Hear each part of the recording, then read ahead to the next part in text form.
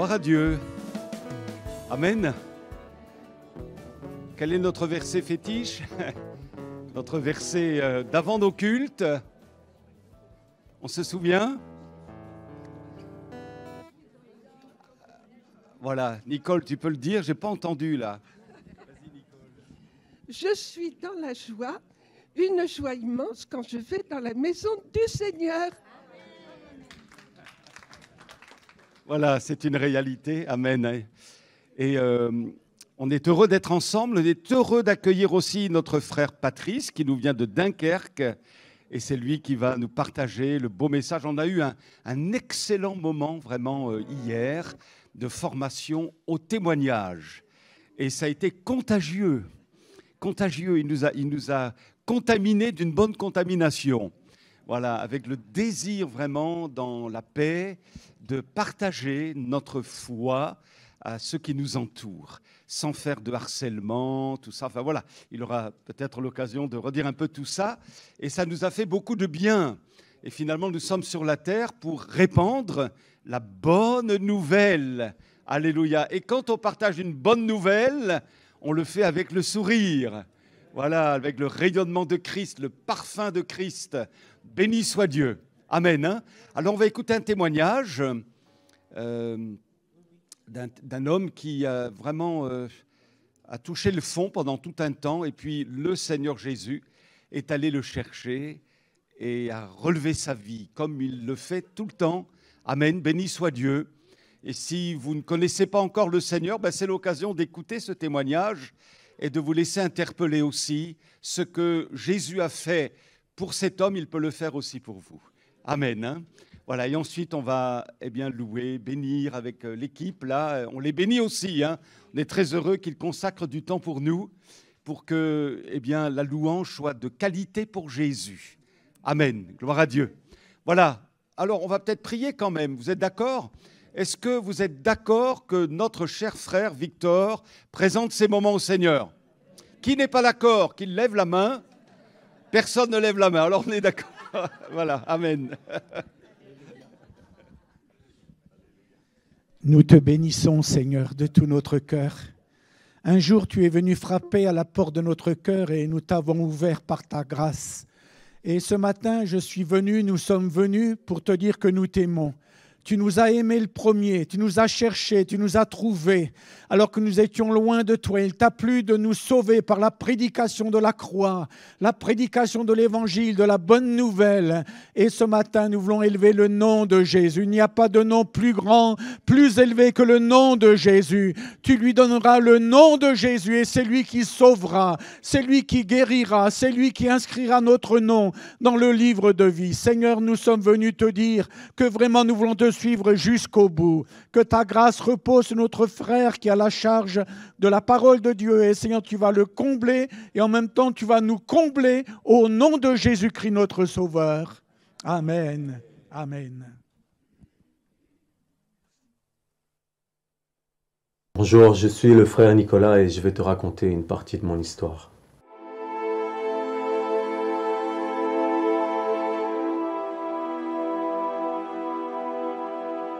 Alors je vais commencer dans le milieu de l'adolescence.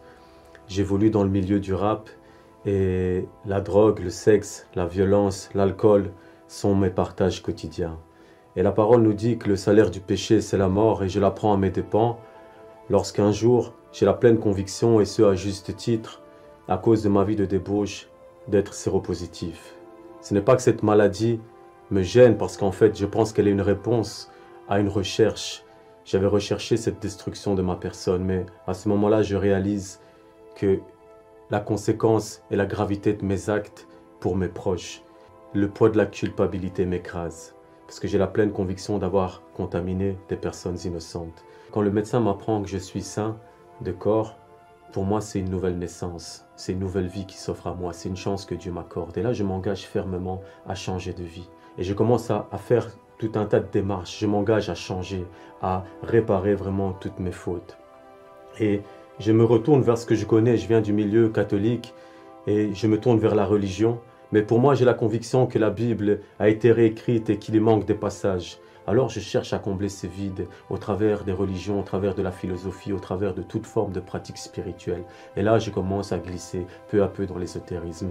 Mais au milieu de ces ténèbres, c'est là que je fais ma première rencontre avec le Seigneur. Un jour, son regard s'est posé sur moi. Et c'est comme si mon âme était transpercée de part en part. J'étais comme un livre ouvert. Toutes mes pensées, mes paroles et mes actes étaient exposés. Et une honte soudaine m'a envahi. Et la première pensée qui m'est venue, c'est « si mon père me voyait avec ses yeux, il m'assassinerait à l'instant ». Et là, je prends conscience qu'aucun être humain ne peut aimer la personne que je suis devenu. Mais ce regard contre toute attente, il ne me juge pas, il ne me condamne pas. Ce regard, il est rempli d'amour. Et ce regard, c'est comme s'il me dit « je sais toutes choses, mais je t'aime ». Et là, je suis bouleversé par cet amour et je m'effondre en larmes. Après cette expérience, je recherche continuellement cet amour. Mais malheureusement, je continue mes dérives dans cet ésotérisme. Oui, je vais mieux. J'ai l'impression d'aller mieux. Les gens autour de moi me disent que j'ai changé. Mais en fait, oui, j'ai changé, mais pas parce que mon problème a été résolu, pas parce que j'ai une solution, mais parce qu'on m'a appris à me déresponsabiliser de mes problèmes. On m'a appris à me déculpabiliser. On m'a appris à trouver un responsable extérieur. Que si j'avais tel ou tel trait de caractère, c'est à cause du jour auquel je suis né, c'est à cause de l'heure à laquelle je suis né, c'est à cause de mon prénom, à cause de mon nom de famille, à cause des liens ancestraux, à cause d'une mauvaise grossesse. Et donc fatalement, quand vous n'êtes pas responsable de vos actes, votre conscience ne vous accuse plus comme avant. Et donc avec ce fardeau en moins, je vis mieux vu que je ne suis pas responsable. Mais le problème est toujours là et des années plus tard, ce champignon continue de grandir en moi jusqu'à ce que je m'effondre et je retombe encore plus bas dans toutes mes addictions, encore plus bas dans toutes les perversions. Et là, pour moi, c'est terminé. J'ai gaspillé ma dernière chance. Mais le Seigneur n'en a pas fini avec moi et il place un frère sur ma route. C'est quelqu'un qui vient faire un stage bénévolement dans ma société et il vit dans une précarité vraiment compliquée. Il a une vie très compliquée. Mais ce frère, c'est le seul qui n'est pas payé, mais c'est le seul qui sourit chaque matin. C'est le seul qui a une véritable joie. Et sa joie, elle me fascine. Et je veux connaître cette origine. Et je suis un peu comme les rois mages qui suivent l'étoile jusqu'à Bethléem. Je suis ce frère jusqu'à l'église. Et là, dans cette église, avant même que le pasteur ne prêche, je suis touché par cet amour que j'avais expérimenté 10 ans auparavant. Et là, je comprends quel est mon appel. Je comprends la place que je dois occuper. Alors frère, s'il l'a fait pour moi, la parole dit qu'il ne fait pas de favoritisme. Alors il peut le faire aussi pour toi. Au nom de Jésus, je bénis le Seigneur parce que j'ai l'assurance qu'il va toucher ton cœur. Si tu l'ouvres aujourd'hui, il va te visiter et il va transformer ta vie comme il a transformé la mienne. Amen.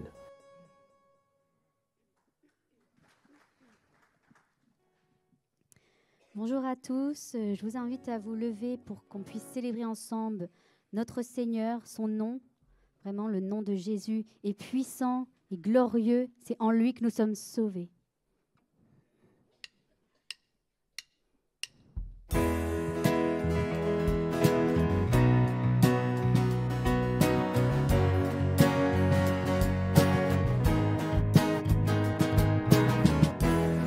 Que ton nom est majestueux, Seigneur, sur toute la terre.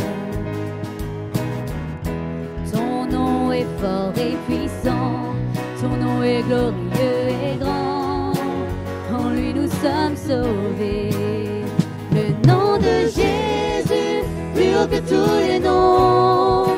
Roi des rois, aucun nom n'est comme le sien. Le nom de Jésus, plus haut que tous les noms. Alpha, Oméga, aucun nom n'est comme le sien.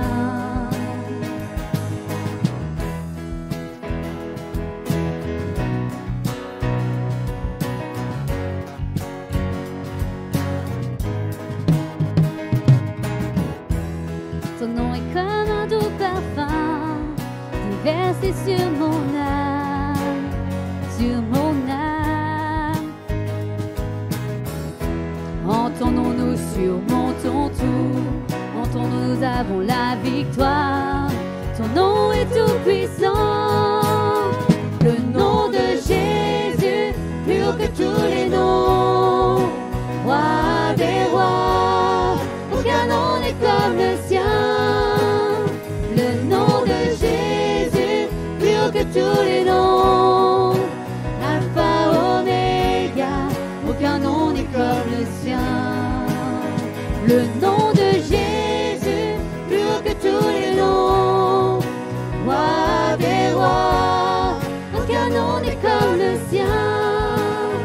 le nom de Jésus, plus haut que tous les noms.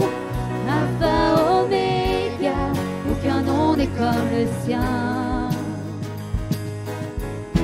Aucun autre Dieu n'a vaincu la mort que Jésus-Christ le ressuscité.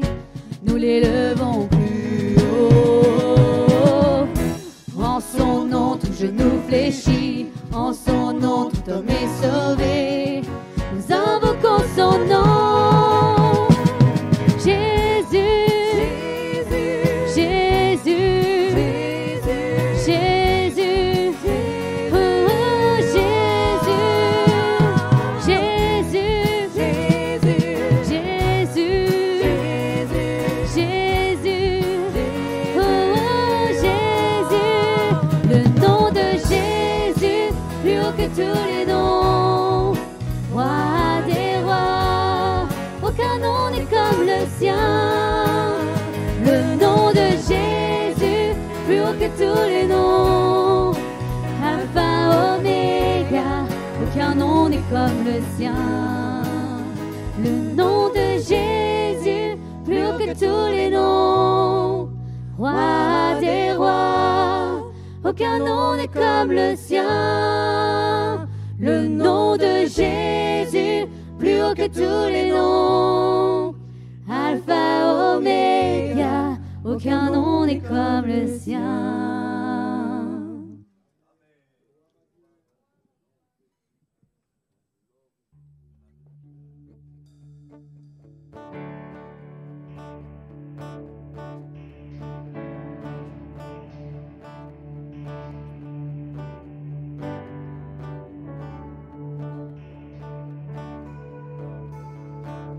Que ton nom résonne en ce lieu. Que ton nom résonne en ce lieu. Que ton nom résonne en ce lieu. Jésus, que ton nom résonne en ce lieu.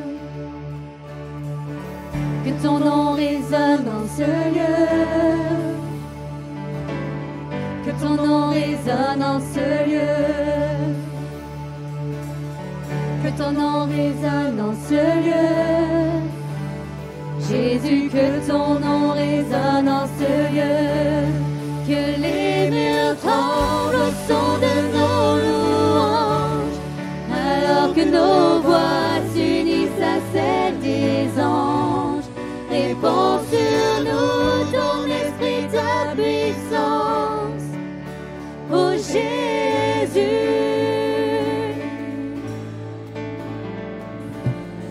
Que ton nom résonne en ce lieu.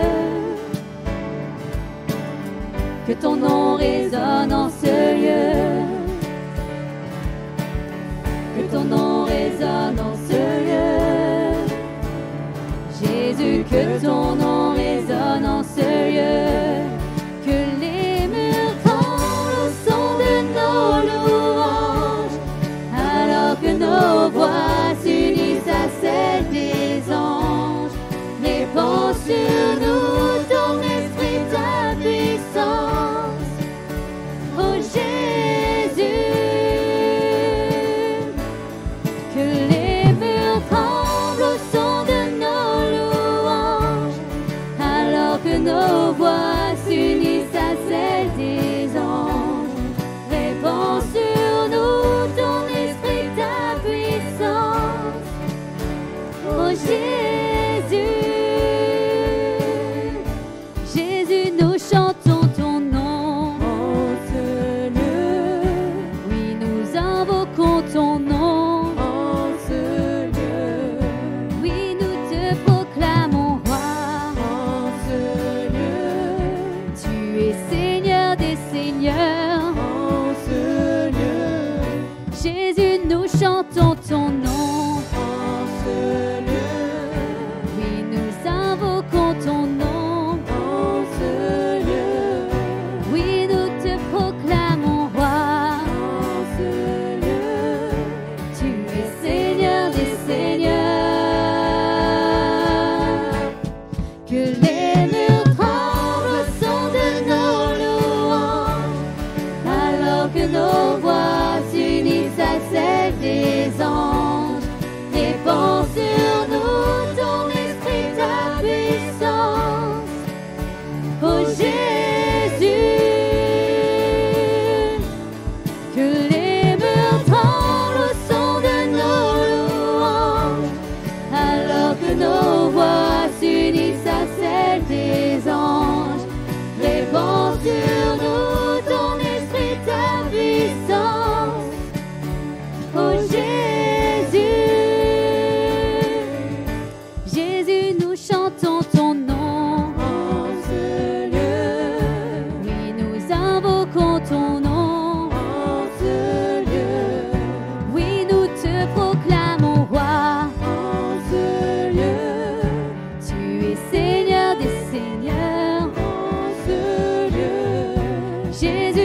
chantons ton nom en ce lieu.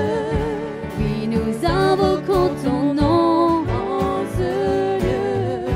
Oui, nous te proclamons roi en ce lieu. Tu es Seigneur des seigneurs. Que les mers tremblent au son de nos louanges, alors que nos voix s'unissent à celles des anges. Répands sur nous ton esprit, ta puissance, ô Jésus. Que les mers tremblent au son de nos louanges, alors que nos voix s'unissent à celles des anges. Répands sur nous ton esprit, ta puissance, ô Jésus. Ô Jésus.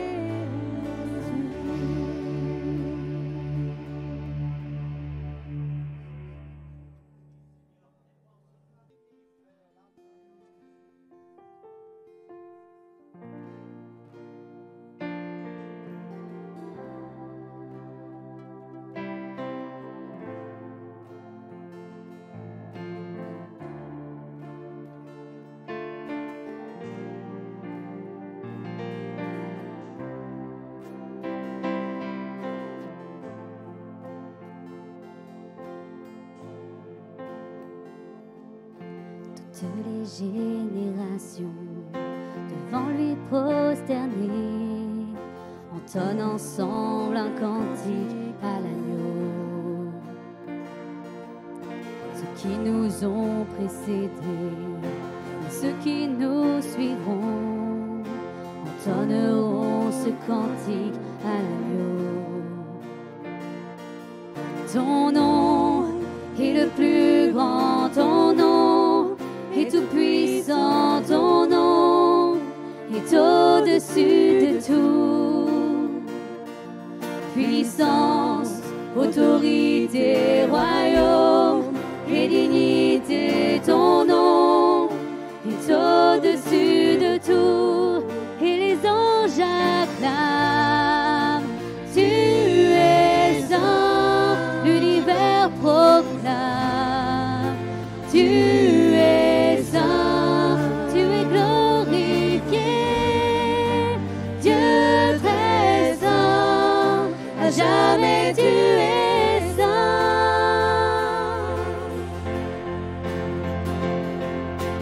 Vous qui l'a pardonné, vous qui l'a racheté, venez chanter ce cantique à l'agneau.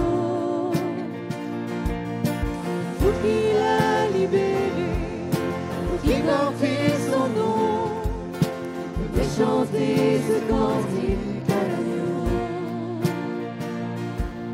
Nos voix résonnent pour l'éternité et les anges acclament. Tu es saint, l'univers proclame. Tu es saint, tu es glorifié, Dieu très saint, à jamais tu es saint. Et tout ton peuple crie, tu es saint, toi le roi des rois. Tu es saint, Dieu d'éternité. Tu es saint, à jamais tu es saint. Ton nom est le plus grand, ton nom est tout puissant, ton nom est au-dessus de tout. Puissance, autorité, royaume et dignité, ton nom est au-dessus de tout. Oui, ton nom est le plus grand, ton nom est tout puissant, ton nom est au-dessus de tout. Puissance, autorité, royaume et au-dessus de tout, et les anges acclament. Et tu es saint, l'univers proclame. Et tu es saint, tu es glorifié. Dieu très saint, à jamais tu es saint. Et tout ton peuple crie, tu es saint, toi le roi des rois. Tu es saint, tu es d'éternité. Tu es saint, à jamais tu es saint. Tu es d'éternité. Tu es saint, à jamais tu es saint.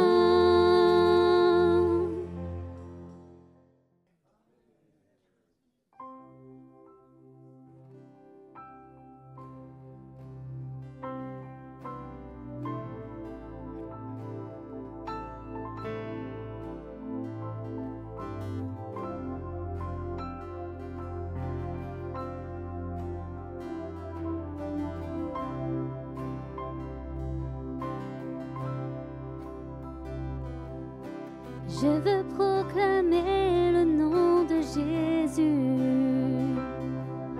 sur nos cœurs et sur chaque pensée, car je sais que la paix est dans ta présence, en toi Jésus. Encore une fois, je veux proclamer le nom de Jésus. Je veux proclamer le nom de Jésus sur nos cœurs et sur chaque pensée, car je sais que la paix est dans ta présence, en toi Jésus.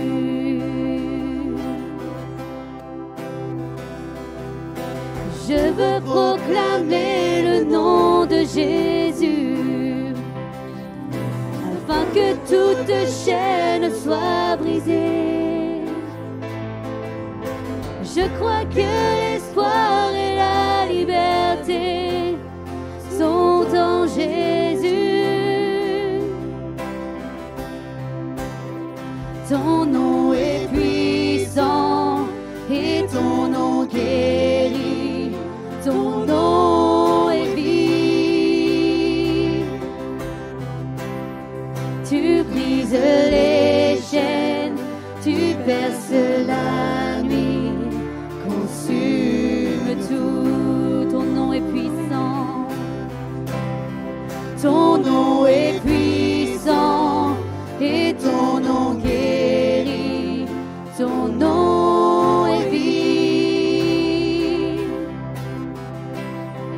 Tu brises les chaînes, tu perces la nuit.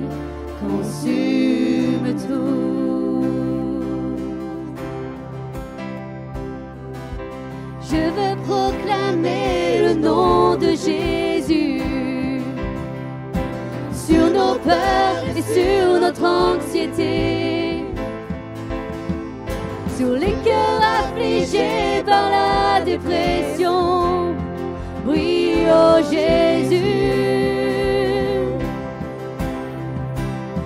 ton nom est puissant et ton nom guérit.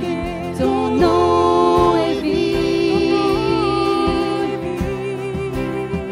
Tu brises les chaînes, tu perces la nuit, consume tout. Ton nom est puissant, ton nom guérit. Ton nom est vie. Tu brises les chaînes, tu perces la nuit, consume tout. Déclarons-le sur les monts, Jésus dans nos rues, Jésus dans les ténèbres et et sur tous nos ennemis. Jésus sur nos familles, proclamons son saint nom. Jésus, déclarons-le sur les monts. Jésus dans nos rues, Jésus dans les ténèbres et sur tous nos ennemis. Jésus sur nos familles, proclamons son saint nom. Jésus, ton nom est puissant et ton nom guérit, ton nom est vie. Tu brises les chaînes, tu perces la nuit, consume tout. Ton nom est puissant et ton nom guérit, ton nom est vie. Tu brises les chaînes, tu perces la nuit, consume tout.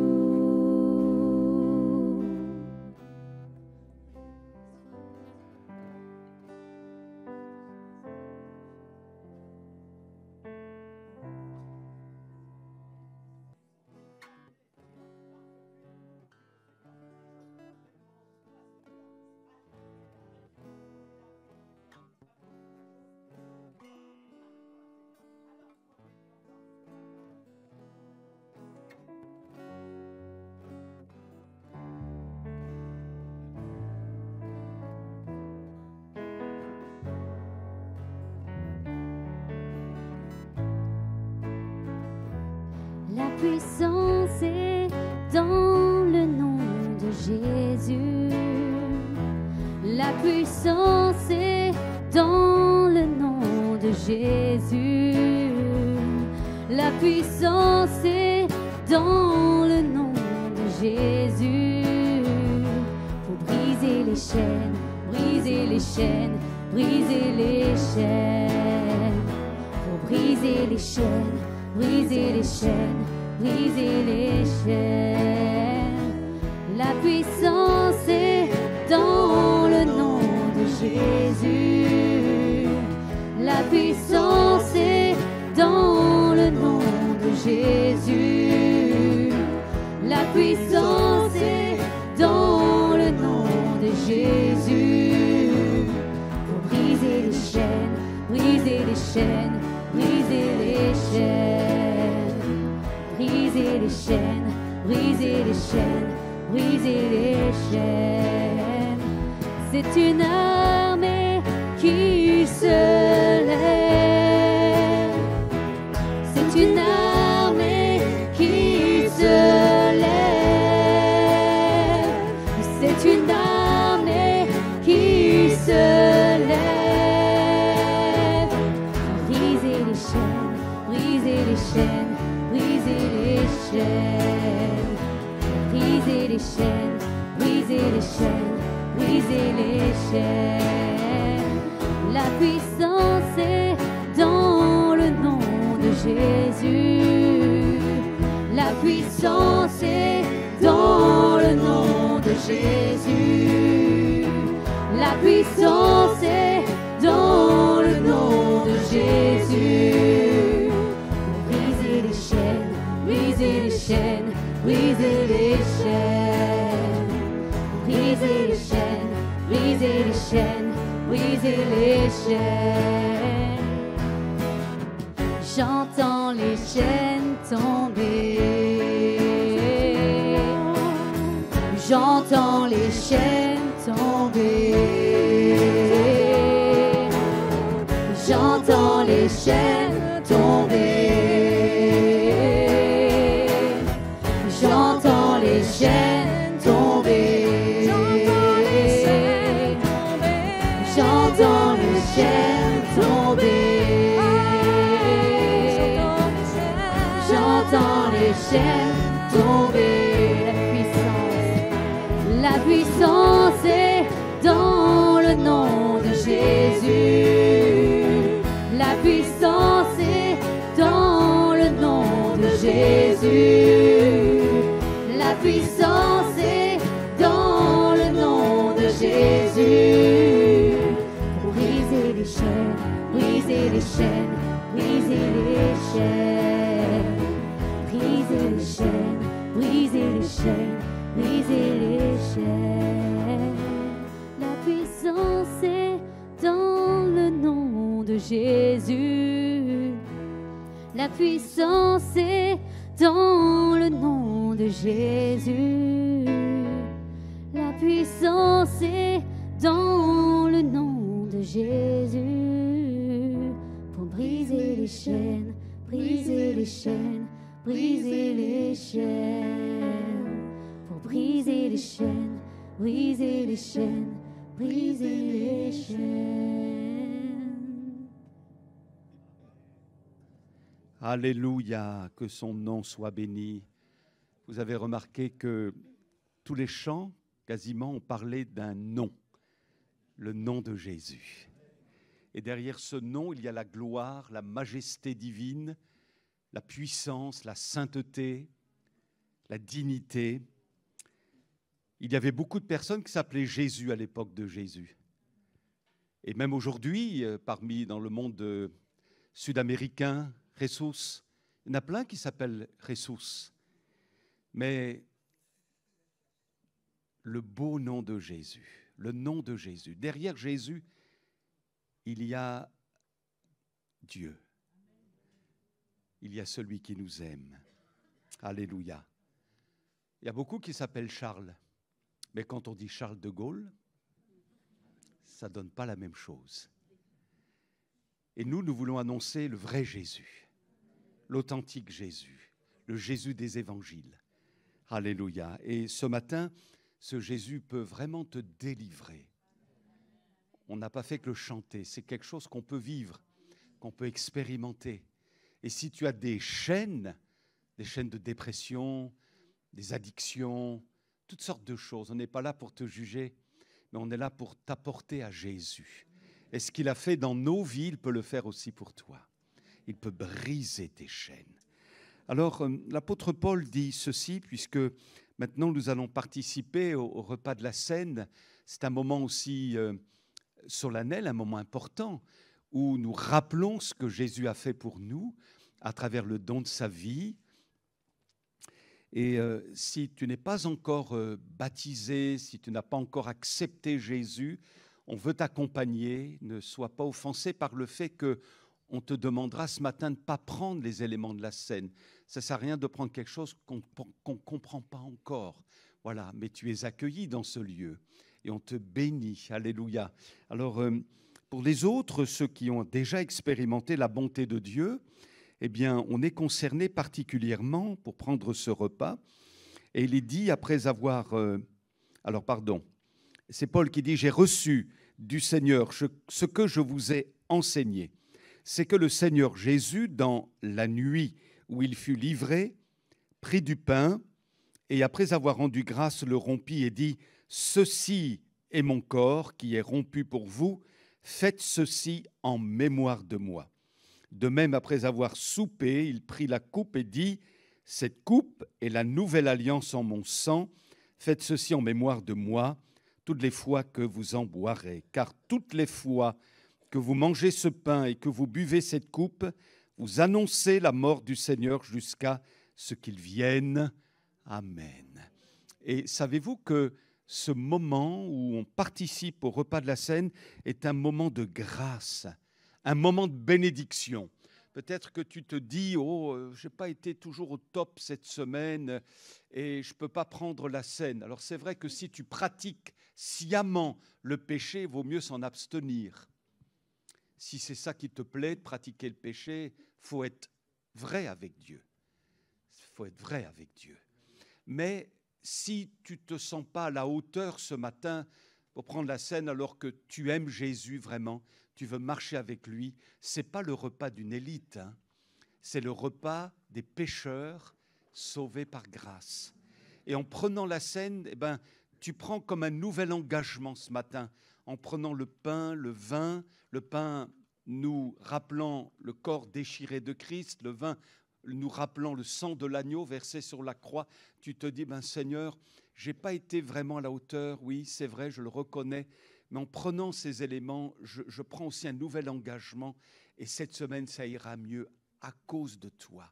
En ton nom, tu vas me donner la victoire.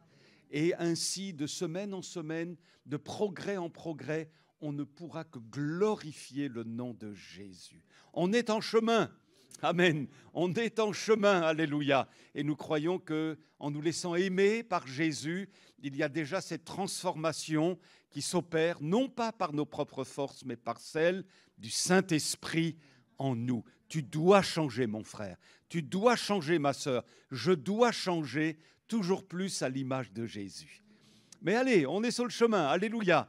Et on va bénir le Seigneur. Alors on reste assis pour des questions de facilité de distribution, mais de tout cœur, on célèbre la gloire de Dieu. Amen. On va chanter un autre chant, avec nos bien-aimés. Ensuite, nous louerons spontanément, courtement, pour que le maximum puisse le faire. Vous savez, un simple merci, ça fait la différence.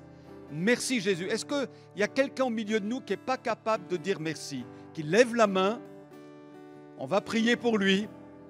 Et personne n'a levé la main. Ce qui veut dire qu'on va tous dire merci à Jésus ce matin. D'une manière significative, merci Jésus pour mon salut. Alléluia. Et un autre va dire la même chose. Et un autre va dire gloire à toi Jésus pour mon salut. Amen, amen. Gloire à toi pour ta sainteté. Amen, amen. Et on va ainsi célébrer la gloire de Dieu. Amen.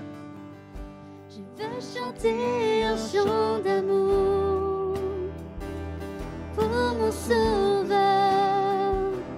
pour toi Jésus. Merci pour ce que tu as fait. Tu es si précieux, Jésus mon Sauveur. Je suis heureux, tu m'as donné ton nom. Je ne veux pas être ailleurs que dans tes bras d'amour, dans tes bras d'amour, tout près de toi, contre ton cœur, dans tes bras d'amour. Je veux chanter un chant d'amour pour mon Sauveur, pour toi Jésus. Merci pour ce que tu as fait. Tu es si précieux, Jésus mon Sauveur. Je suis heureux, tu m'as donné ton nom. Je ne veux pas être ailleurs que dans tes bras d'amour, dans tes bras d'amour, tout près de toi,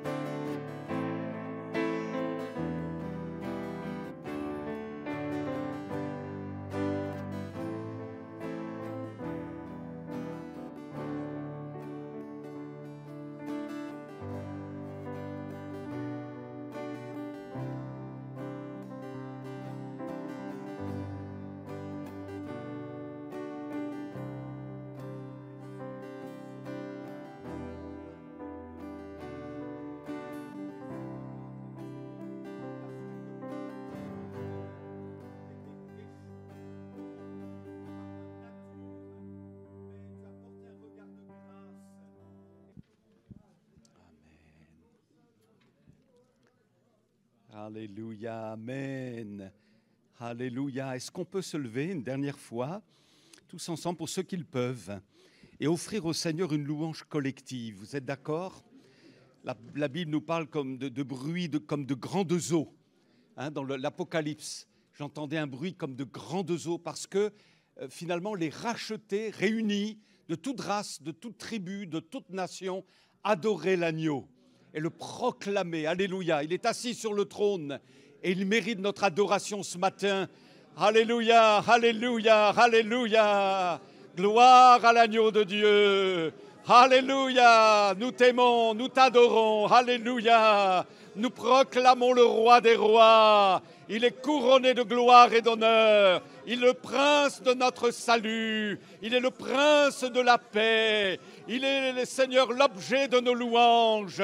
Il nous a rachetés au prix de sa mort sur la croix. Alléluia, pour la valeur du sang de l'agneau. Alléluia, pour le don du Saint-Esprit. Alléluia, pour l'Église de Jésus-Christ. Alléluia pour la vie éternelle. Alléluia pour le ciel. Alléluia pour la présence du roi des rois. Alléluia pour nos vies transformées. Oh, gloire à Jésus. Gloire à l'agneau pour la réconciliation avec Dieu. Alléluia pour nos noms écrits dans le livre de vie.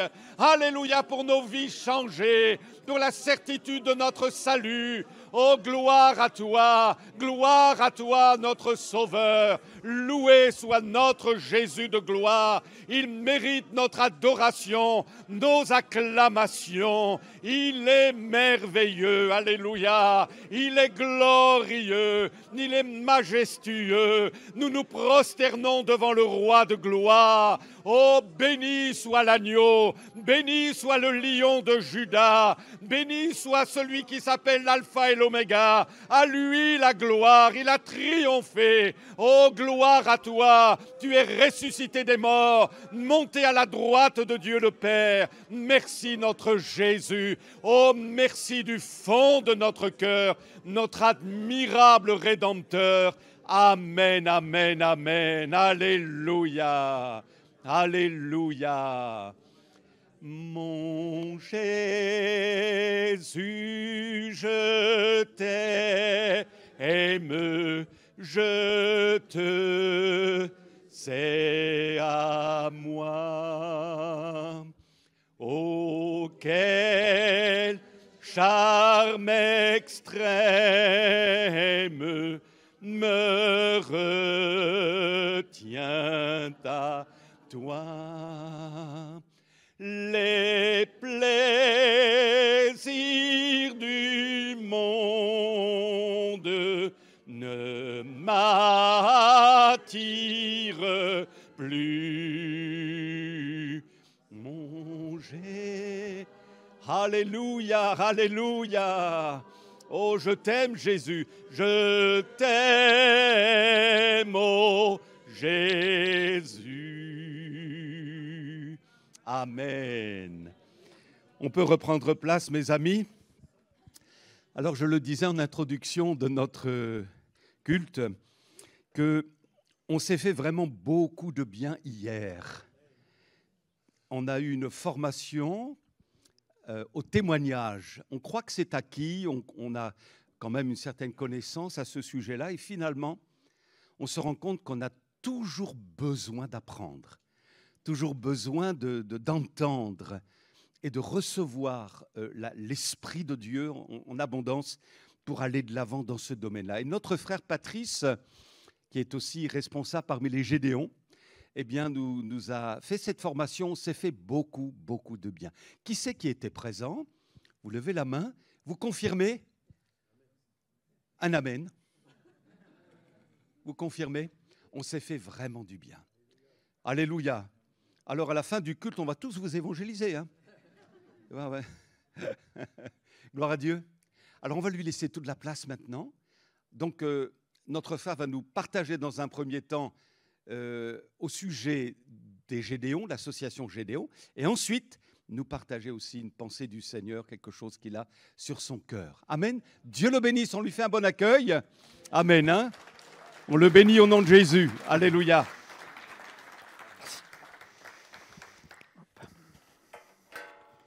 Alors au niveau du micro, ça semble aller. Voilà. Je m'installe.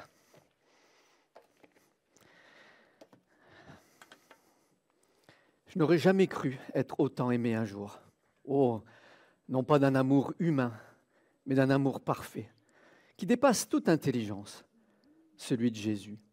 C'est le témoignage de Natalia. Natalia nous dit qu'elle est née en Moldavie, dans une famille non croyante. Sa connaissance de Jésus se limitait au livre d'histoire. Il était juste un repère dans le temps. Sa mère dut la quitter pour partir à l'étranger pour subvenir à ses besoins. Et elle nous dit « Mon père nous a quittés alors que j'avais 4 ans. J'étais alors sous la garde de ma grand-mère. À l'âge de 11 ans, ma mère est revenue en France pour m'amener à Brest où j'ai rencontré mon beau-père, un homme alcoolique, instable, violent. Oh, il ne l'était pas envers moi, mais ses paroles humiliantes me brisaient. J'ai vécu 10 ans d'effroi, de peur constante. Malgré tout, il n'y avait pas que des choses négatives. J'aimais beaucoup étudier. Il y a 21 ans, je suis rentré. Donc, on va le voir. Hop, c'est moi qui passe. Le diaporama. Donc, on verra donc l'université des sciences économiques. Voilà, à Brest. Ah, c'est parce que je suis dans le mauvais sens, peut-être. Voilà, tout va bien. Donc, elle est partie étudier et cependant, à cause de ce contexte familial, elle était intérieurement complètement détruite, brisée. Et un jour, elle a craqué, comme jamais auparavant. Dans sa chambre, elle a crié au Créateur. Elle se doutait bien qu'il devait y avoir un Créateur, un monde aussi bien organisé ne pouvait pas être le fruit du hasard. Et elle a crié d'un cri qui vient du cœur. « Si tu existes, explique-moi pourquoi tout ça m'arrive. » Une semaine plus tard, elle a croisé un monsieur qui distribuait des Nouveaux Testaments à la sortie de son université et elle en a pris un. Et le soir, rentrée dans sa chambre, elle a ouvert ce livre. Et là, soudain, une paix profonde l'a envahie. Une douce voix lui a parlé. « Les voici ces réponses que tu cherches tant. Je suis Dieu et je te réponds par ma parole vivante dans ce livre de vie. » Ce jour a marqué sa vie comme jamais auparavant. Il y a eu un avant et un après cette rencontre. Le Créateur est devenu son Père céleste. Aujourd'hui, elle a 24 ans et elle a fini son master et elle travaille dans une multinationale de la finance. Mais elle nous dit « Je sers Dieu et je ne peux pas imaginer vivre sans lui. » C'est le Seigneur qui a fait cette œuvre, qui a guéri ce cœur brisé au travers de sa parole. C'est son œuvre, ce cœur brisé, restauré. Le but de notre association internationale des Gédéons, c'est d'offrir la parole de Dieu, car nous sommes convaincus qu'elle transforme la vie de ceux qui la lisent. Alors les Gédéons sont membres d'églises protestantes ou évangéliques. Nous avons eu des responsabilités professionnelles et nous plaçons la parole de Dieu dans différents lieux. Alors je suis un petit peu chargé. Dans les hôtels, par exemple, qui les acceptent, ça devient difficile, mais il y en a encore, rassurez-vous, des ouvrages comme ça en plusieurs langues. Nous les mettons dans les hôtels, nous les sommes traduits en 109 langues. Nous les offrons, comme je le dis, à la sortie des lycées, des universités, dans les prisons. Nos épouses travaillent avec nous aussi dans le milieu médical et ces petits blancs, couleur blouse blanche, qui est distribué au niveau des cabinets médicaux, par exemple, des écoles d'infirmières. Et pour les maisons de retraite, on a pitié des yeux des papis-mamies, c'est avec des caractères un petit peu plus grands quand même. Notre œuvre a commencé en 1899, donc ça fait plus de 125 ans. Et nous sommes présents dans 200 pays dans le monde. Et depuis l'origine de l'association, c'est plus de 2,5 milliards de Nouveaux Testaments, de Bibles qui ont été placés ou distribués quelque part dans le monde. L'année dernière, c'est 50 millions de Nouveaux Testaments dans le monde entier. Et en France, c'est 200 000. Pour le groupe de Rouen qui travaille aussi dans la région, ils en ont distribué pendant la dernière année scolaire 2023-2024. C'est une nouvelle année qui commence. Plus de 2300 dans les lycées aux alentours, dans les lycées de la région, et notamment un tout proche de chez vous, le lycée Ferdinand Buisson d'Elbeuf, où 330 Nouveaux Testaments ont été distribués à la sortie de ce lycée. Mais le temps me manque pour lister toutes ces universités, ces facultés, ces lycées de la région qui ont été faits l'année dernière. À Rouen, Mont-Saint-Aignan, Saint-Étienne-du-Rouvray, Le Havre, Évreux, Louviers. Tous ces Nouveaux Testaments qui sont entrés dans les maisons, qui sont peut-être dans une table de chevet, qui sont peut-être dans un placard, mais au temps de Dieu, qui toucheront les âmes, nous en sommes convaincus, de ces jeunes qui en ont tellement besoin. Il y a aussi un petit nouveau dans notre association, celui-ci. Et nous avons été vraiment encouragés parce que au moment où il y a eu ce conflit en Ukraine, où la Russie a envahi l'Ukraine, juste avant Noël, il y a eu ce reportage sur TF1 et on a capturé ces images. Et c'était « Ils se marient avant de partir au combat ». Et en fait, il y avait des aumôniers, on a vu des aumôniers et ces jeunes militaires ukrainiens qui partaient au combat. Et qu'est-ce qu'ils ont dans les mains ? Un petit Nouveau Testament Gédéon camouflage. On le reconnaît bien, c'est le nôtre. C'est le leur maintenant, mais ça nous a vraiment encouragés. Qu'ils ne partent pas démunis, la meilleure arme qu'ils ont dans la poche, c'est bien ça. Mon surnom, c'était l'incorrigible. À ce détenu qui était dans cette prison et à qui le Gédéon tend ce livre, le prisonnier, le détenu, le regarde dans les yeux avec un sourire méprisant et lui dit « Vous savez, c'est mon 10e séjour dans cette prison, alors votre bouquin. » Et le Gédéon, rempli de douceur, insiste un peu en disant « Peut-être qu'il vous fera du bien, je vous encourage à le prendre. » Et bon, finalement, il le prend. Mais ce Nouveau Testament est devenu sa balle de baseball. Il le jette sur le mur, il le récupère. Il le jette à nouveau sur le mur, le récupère. Et à un moment donné, ce petit livre bien déformé tombe à une page bien précise. Et là, ce détenu lit le psaume 142. « C'est à toi que je crie. Délivre-moi de ma prison afin que j'annonce ton nom. » Et ce détenu comprend qu'il est dans la prison de Satan. Et il ouvre son cœur à Jésus. Et sa vie a été complètement transformée, si bien que les gardiens se sont rendus compte qu'il s'est passé quelque chose. Et sa peine a été écourtée. Sorti de prison, il a fait des études bibliques et il retourne maintenant dans cette prison. On l'appelle toujours l'incorrigible, mais il y retourne en tant que pasteur pour aider et annoncer la bonne nouvelle de Jésus-Christ. Le Seigneur a parfois de l'humour, il est vraiment étonnant. Rien n'est impossible à notre Dieu. Un témoignage d'un hôtel. Il nous vient de New York. C'est l'histoire d'une prostituée. Eh oui, on raconte ça dans une église. L'histoire d'une prostituée qui avait l'habitude d'accueillir ses grands clients dans un grand hôtel à New York. Et elle fut contactée par son réseau pour passer la nuit du lendemain avec un grand client. Donc le lendemain, bien sûr, comme convenu, elle attend ce client dans cette chambre de ce bel hôtel. Mais après des heures et des heures d'attente, elle commence à se lasser un peu et l'amertume commence à monter et elle commence à s'énerver un peu par perte de temps, mais aussi perte d'argent. Et là, machinalement, elle tourne un peu sur elle dans ce lit en train d'attendre ce grand client et elle voit un livre sur la table de chevet. Alors, pour passer ce temps en attendant toujours sa venue, elle commence à l'ouvrir. Et là aussi, une paix indescriptible inonde son âme, mais aussi le dégoût de son métier. Et là, en lisant la parole de Dieu, elle est profondément touchée. Et puis, elle est profondément touchée. Et là, elle dit, finalement, le meilleur client que je n'ai jamais reçu, c'est Jésus-Christ. Et elle a oublié ce client qui, de toute façon, n'est jamais venu. Et le lendemain, sans hésiter, elle a offert, elle a donné sa vie à Jésus-Christ, qui est maintenant le Seigneur de sa vie. Et bien sûr, elle a abandonné son ancienne vie. Et maintenant, c'est un témoin de l'amour et de la joie en Jésus-Christ. Alors, c'est une grande joie pour moi de vous partager ces témoignages de vie transformés par la puissance de la parole de Dieu. Nous semons, et ce verset le dit bien, et nous l'avons vu hier. Voilà. Nous semons, Paul le dit comme ça, j'ai planté, Apollo a arrosé, mais c'est Dieu qui fait croître. De sorte que ce n'est pas celui qui plante qui est quelque chose, ni celui qui arrose, mais Dieu qui fait croître. À lui toute la gloire. Nous avons mis dans les mains, nous avons placé ces Nouveaux Testaments, mais toute la gloire revient à Dieu qui transforme les cœurs et à l'Esprit de Dieu qui touche ces âmes perdues. Donc si je vous raconte tout ça, si je partage tout ça dans votre Église, c'est parce qu'il y a un partenariat entre notre association et les églises. Nous avons besoin de vous pour la prière, parce que c'est un combat spirituel. Quand nous sommes à la sortie des lycées, des universités, il y a de l'opposition qui commence à monter de plus en plus.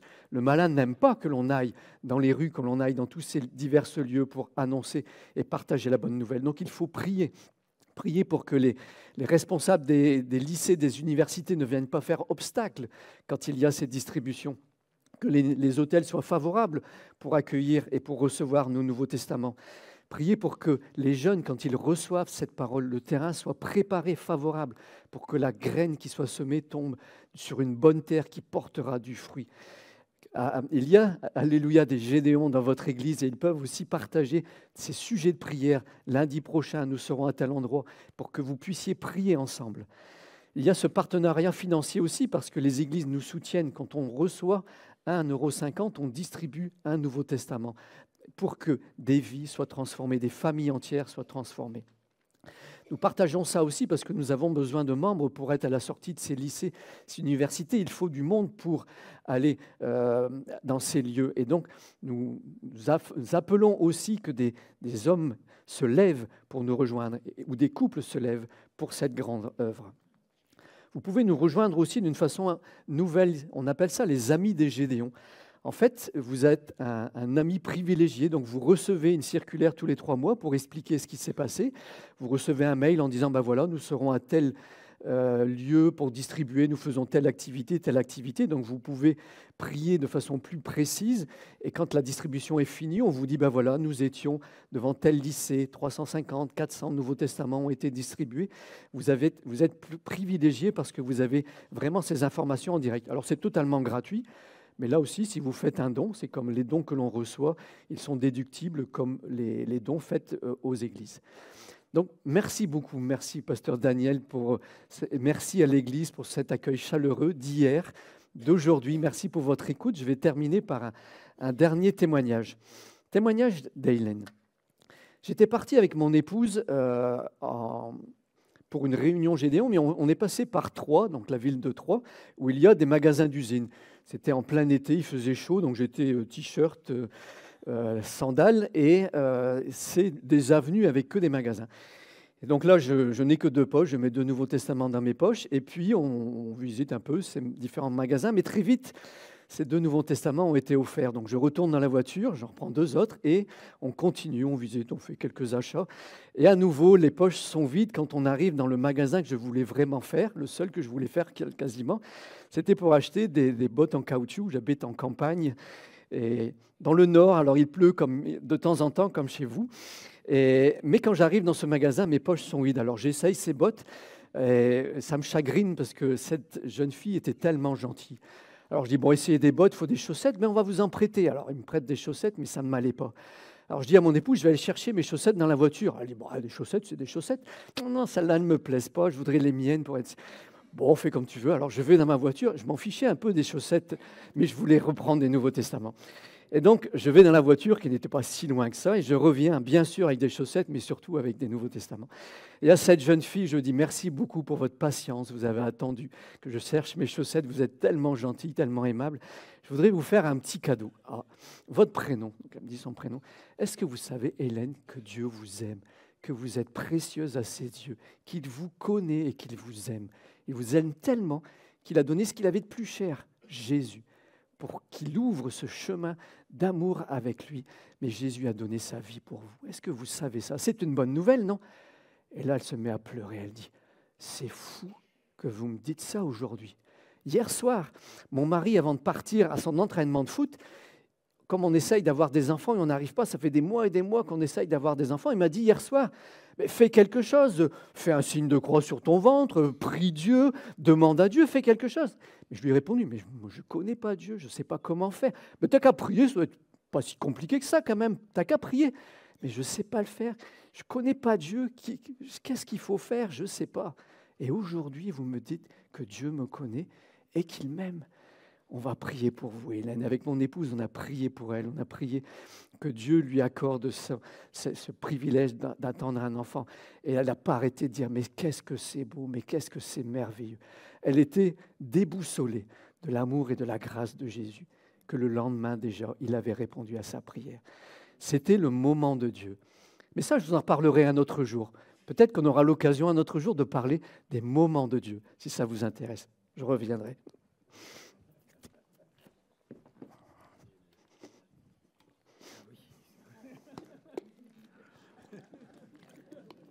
Bon, J'ai fait des kilomètres, maintenant que je suis là, je vais peut-être vous en parler maintenant.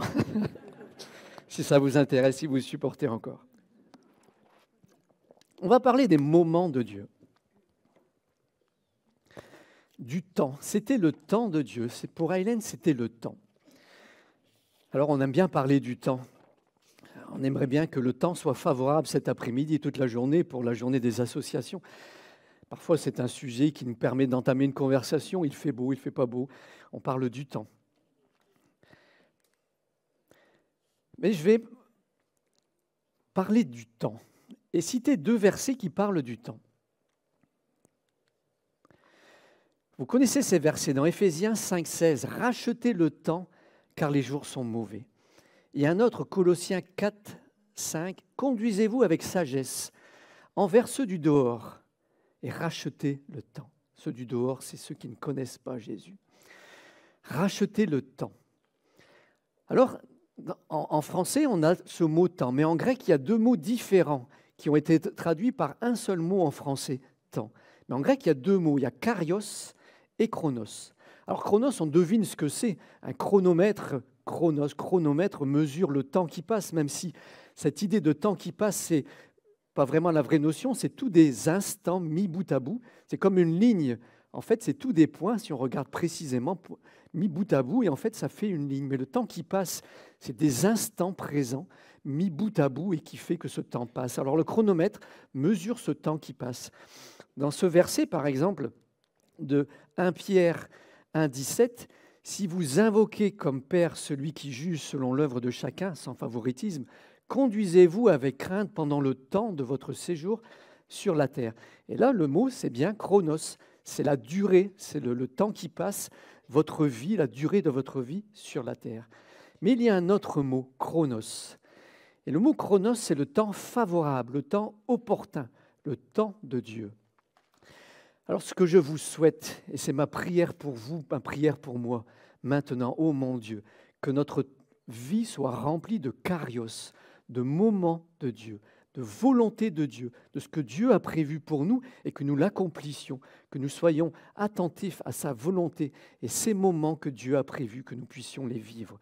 Que votre vie, chers frères et sœurs, soit remplie de karios, de moments de Dieu. Et donc ce mot « racheter le temps », ça veut dire user sagement de toute opportunité pour faire le bien, de façon à ce que le zèle que nous avons soit une monnaie d'échange qui nous permette d'acheter, de racheter ces moments. Alors, pardonnez mon anglais, vos oreilles vont peut-être être un peu froissées, mais ces versets en anglais sont plus précis. Et ils disent « making good use of the time ». Faites un bon usage de votre temps. Ou « making the most of the opportunity ». Saisissez le mieux possible ces opportunités. Alors cet encouragement pour vous aujourd'hui, c'est faire un bon usage de notre temps pour saisir ces opportunités. Si vous interrogiez une infirmière qui est dans les soins palliatifs, dans les fins de vie, ces personnes qui imaginent bien que c'est les derniers moments, que c'est la fin de vie, si les infirmières interrogent ces gens qui sont à la fin de leur vie, quels sont vos regrets ? Croyez-vous qu'ils diraient « Ah, si j'avais su, j'aurais acheté le dernier écran 1,60 m pour mettre dans mon salon. Oh, je regrette de ne pas l'avoir acheté. » Croyez-vous qu'ils vous diraient « Oh, cette dernière BM, cette dernière voiture, oh, j'en ai rêvé toute ma vie et je ne l'ai pas achetée. » Croyez-vous que c'est ce qu'ils diraient ? Ils diraient à cette infirmière « Ce que je regrette, c'est ne pas avoir passé assez de temps avec ma famille, avec ceux que j'aimais, avec mes enfants. Ce que je regrette, c'est de ne pas avoir pardonné, c'est de ne pas avoir saisi ces opportunités. » Alors il faut faire bon usage de notre temps. Et c'est avec l'aide du Saint-Esprit que l'on peut le faire. C'est lui qui va nous aider à saisir ces moments. La parole de Dieu nous dit de façon, dans Actes, on le voit bien. Comme il se trouvait avec eux, il leur recommanda de ne pas s'éloigner de Jérusalem, mais d'attendre ce que le Père avait promis, ce que je vous ai annoncé, leur dit-il. Car Jean a baptisé d'eau, mais vous, dans peu de jours, vous serez baptisés du Saint-Esprit.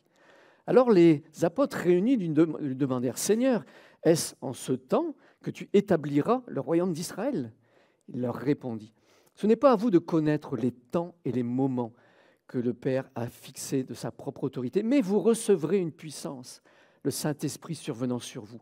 Et vous serez mes témoins à Jérusalem, dans toute la Judée, dans la Samarie et jusqu'aux extrémités de la terre. Là, on voit bien que le mot temps n'a pas été répété 2 fois. Mais ce n'est pas à vous de connaître les chronos ni les kairos. Les 2 mots-là sont dans cette phrase. Et ça a été traduit bien cette fois-ci, temps et moment que le Père a fixé. On se dit parfois, mais quand est-ce que le Seigneur reviendra ? On ne connaît pas le chronos. On ne sait pas si c'est le 1er septembre 2025. On ne sait pas le temps. Et on ne sait pas exactement les circonstances. Mais vous recevrez une puissance. Et cette puissance, pourquoi elle est donnée ? Et vous serez mes témoins. Cette puissance nous est donnée pour être ce témoin. Et le Saint-Esprit est là pour qu'on fasse bon usage de ces kairos, de ces chronos, pour annoncer la bonne nouvelle.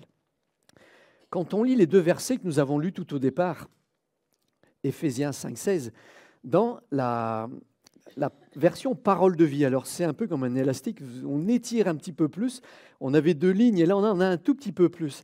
Mais c'est tellement profond par rapport aux circonstances dans lesquelles on est. En septembre 2025, on a l'impression que c'est écrit pour aujourd'hui. Comportez-vous en gens avisés qui se rendent compte en quel temps critique nous vivons et savent tirer le meilleur parti de la période présente. Devenez maître de votre temps. Profitez de toutes les occasions favorables malgré les difficultés de l'heure. Oui, précisément, parce que nous vivons en un temps où domine le mal. On a l'impression autour de nous que le monde marche à l'envers, tout est sans dessus-dessous. On marche sur la tête. Qu'est-ce qui se passe ? Qu'est-ce qui se passe ?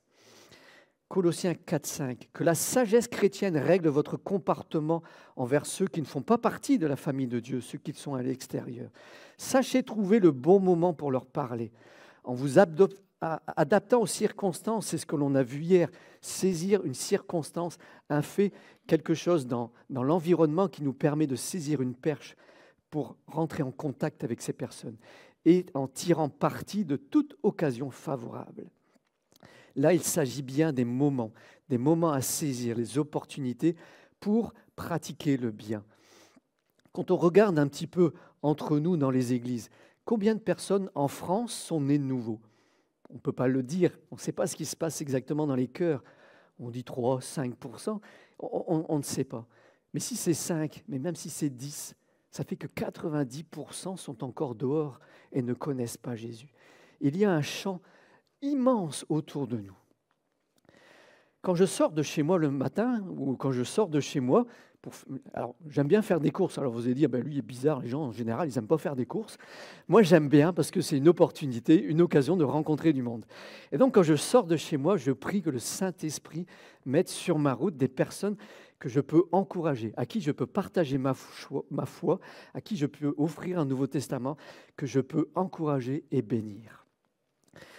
Et donc notre vie peut être transformée, que ce ne soit plus un temps qui passe de façon que l'on subit, mais que ce soit des moments opportuns, des moments pour bénir, des moments pour pardonner, des moments pour se tourner vers les autres, pour parler de Jésus à ceux qui nous entourent. Et pour cela, il faut chercher cette intimité avec Jésus. Chaque jour, chercher cette relation personnelle intime avec Jésus. Et il va vous préparer pour ouvrir les yeux et découvrir ces moments dans la vie de tous les jours.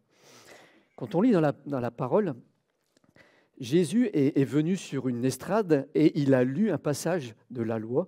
Il a lu dans Luc 4, 18, « L'Esprit du Seigneur est sur moi parce qu'il m'a oint pour annoncer une bonne nouvelle aux pauvres. » Il lisait ce livre d'Isaïe 61, « pour guérir ceux qui ont le cœur brisé. » Mais vous êtes oint, non pas pour vous faire plaisir et que vous ayez des beaux moments de louange, et puis c'est tout. Vous êtes oint pourquoi ? Vous êtes loin pour annoncer une bonne nouvelle à ceux qui souffrent, à ceux qui sont dehors, à ceux qui ne connaissent pas Jésus, à ceux qui sont perdus et sans connaître Jésus, sont perdus pour l'éternité. 1 Corinthiens 12, 7. Or, à chacun, la manifestation de l'Esprit est donnée pour se faire plaisir à soi-même, non, pour l'unité commune. Les dons de l'Esprit dans l'Église sont pour l'édification de tout le monde, des autres. Vous êtes loin pour aider les autres, pour édifier les autres, pour partager cette bonne nouvelle, pour saisir des opportunités. Éphésiens 2,12, car nous sommes son ouvrage, ayant été créés en Jésus-Christ pour de bonnes œuvres que Dieu a préparées d'avance, afin que nous les pratiquions. Il a tout prévu. Mais qu'est-ce qu'il est bon, qu'est-ce qu'il est doux et agréable de servir ce Dieu tout-puissant qui prépare d'avance ses œuvres.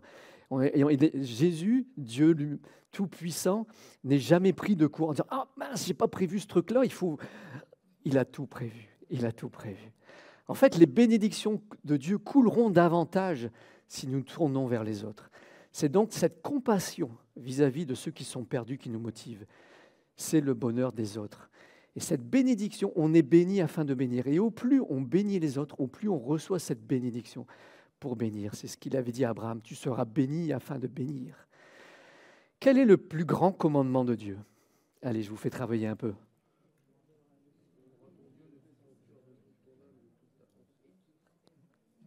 Amen. Tu aimeras Dieu de tout ton cœur, de toute ton âme et ta pensée, et ton prochain comme toi-même. L'amour de Dieu est répandu dans nos cœurs par le Saint-Esprit. Cet amour est en nous. Et donc, il faut chercher cet équilibre qui n'est pas facile à trouver. Aimer Dieu de tout son cœur. Mais si finalement on n'aime que Dieu, et on se met dans une maison, dans une retraite, et on va dans un endroit isolé pour passer toute sa vie à aimer Dieu, on loupe quelque chose. Parce que cette partie, aimer son prochain, ne la vivra pas. Il y a des gens qui se plient en quatre pour aider les autres. Parfois, il faut réfléchir un peu, c'est peut-être pour que les spots soient tournés vers nous, parce ils veulent être vus, ils veulent être reconnus, mais qui oublient d'aimer Dieu. Après, il y a des gens qui ne se pardonnent pas. Ils ont fait des erreurs dans leur vie passée et ils se disent « Dieu ne peut pas me pardonner ». Et ils ne se sont pas pardonnés. Et ils ne s'aiment pas eux-mêmes. Comment aimer les autres si on ne s'aime pas? Et donc cet équilibre, ce trépied, un tabouret à 3 pieds, c'est celui qui est le plus stable possible. 4, ça peut être bancal. 2, on se casse la figure. 1, on a le tournis. 3, c'est le plus stable. Et aimer Dieu, son prochain comme soi-même, c'est la stabilité en Dieu.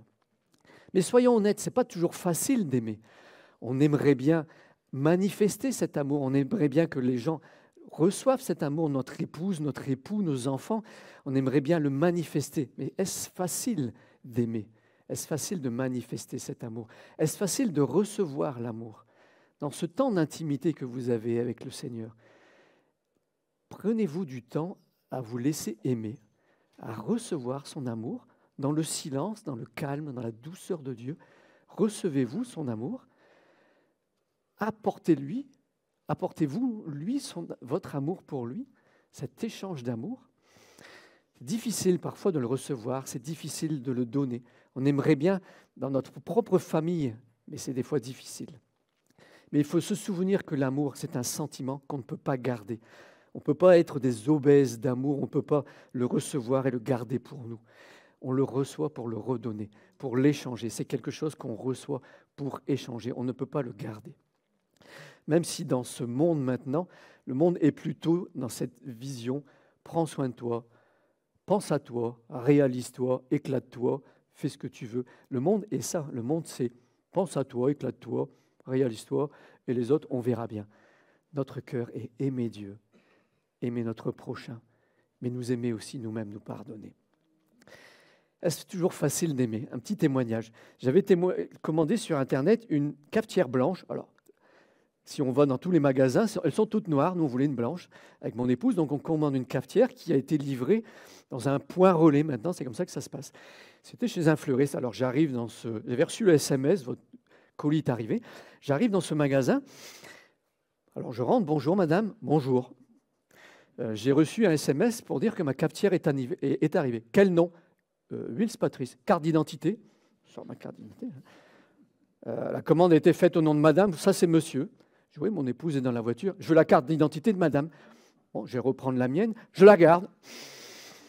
Alors, je vais dans la voiture. Je vais demander à mon épouse sa carte d'identité. Je dis, pas très commode, cette dame. Et je reviens. Et donc, toujours souriant, soyez toujours remplis de douceur. Et je dis à cette dame, vous êtes rigoureuse, c'est bien. Peut-être qu'il y a des gens qui viennent gruger, qui viennent prendre les colis des autres. Donc, c'est bien d'être vraiment rigoureuse comme vous l'êtes. Ouais, les gens sont désagréables. Hier, il y a quelqu'un qui est venu, je n'avais même pas ouvert la bouche, elle disait déjà que j'étais désagréable. Hein? Alors, vous savez, madame, les gens maintenant sont toujours stressés. Il n'y a plus de bienveillance, il n'y a plus de gratitude, on ne sait plus voir les choses belles. Il n'y a plus de bienveillance dans ce monde. Oh, les gens sont toujours en train de râler. Je dis, moi, je vais faire autrement. Je vais vous faire un cadeau. Ah bon? Votre prénom, Sylvie. Sylvie, est-ce que vous savez que Dieu vous aime? Non. Dans ce petit livre, c'est écrit, Dieu a tant aimé Sylvie qu'il a donné ce qu'il avait de plus cher, son Fils bien-aimé, pour que vous ayez la vie éternelle. Mais Jésus, lui, quand il a donné sa vie sur la croix, c'était aussi pour Sylvie, parce qu'il vous aime. Est-ce que ça, c'est pas une bonne nouvelle? Ah si, c'est pas mal. Si, moi je vais le garder sur moi. Mieux que ça, Sylvie. Je vous encourage vraiment à le lire et à offrir votre vie à Jésus. Son visage est totalement changé. C'était plus la même personne. Comment réagissons-nous? Est-ce que tous les gens sont aimables? Les uns oui, les autres non. Aimez-vous les uns les autres. La vie peut être vraiment passionnante. Parfois, on a l'impression qu'on l'a subie. Elle est remplie de tant de tristesse, de morosité, où rien ne se passe. Mais j'aimerais vous dire que la vie peut être remplie de vraiment bons moments, de beaux moments en Dieu, quand on prend conscience qu'on peut être acteur dans sa vie et dans son avenir. Si on sait s'emparer de ces moments, ces opportunités que Dieu a prévues, est-ce qu'on sait les voir? Est-ce qu'on sait les saisir? Dieu ouvre des portes, il prépare des rencontres, il met sur notre chemin des personnes pour que nous soyons cette lumière du monde, le sel de la terre. J'étais un jour avec mon époux, c'était en hiver, il faisait froid, comme dans le nord. Ici, vous êtes dans le sud du nord, donc il fait beau, mais c'était en plein hiver, aux périodes de Noël, et la voiture était garée dans un sous-sol, dans un parking souterrain, en dessous de la gare de Lille. Et il était tard, 21h30, quelque chose comme ça, et on suit une belle grande dame qui va aussi dans ce parking. Et là, elle pousse la porte, mais peut-être qu'à cause du gel, la porte s'était un peu gondolée, c'était une porte métallique, et donc elle pousse, elle n'arrive pas à ouvrir la porte, et là, elle donne un coup de pied dans la porte. Je ne vois pas, est-ce qu'il y a l'heure ici, parce que je parle beaucoup? Non, il n'y a pas l'heure. Il n'y a pas l'heure, je ne sais pas quelle heure il est. C'est bon. Et donc, elle donne un coup de pied dans la porte, et la porte, elle s'ouvre. Et donc, nous, on suit cette dame, et on arrive au niveau du guichet où on paye. Et là, je suis derrière cette dame, et je dis, dans mon livre préféré, c'est écrit, ce sont les violents qui s'emparent du royaume des cieux. Vous avez usé de violence pour rentrer dans le parking, merci, on n'est pas resté dehors, merci. Ce livre préféré, c'est la Bible. Je ne sais pas si vous en avez une, mais ça me ferait plaisir de vous en offrir une. Et là, cette dame a fait un pas en arrière comme ça. Et elle s'est mise à pleurer en disant, mais vous ne savez pas combien ça me fait plaisir. Il y a 4 ans, j'ai perdu ma fille. Et tous les ans, à cette date anniversaire, je demande un signe à Dieu. Fais-moi un signe, tu ne vas pas oublier. Viens à mon secours pour ce jour.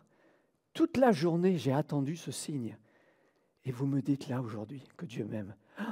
Elle avait envie de nous prendre dans les bras. C'était le moment de Dieu. Mais il faut, pour cela, avoir un œil ouvert sur les autres. Les opportunités nous font évoluer et nous font grandir.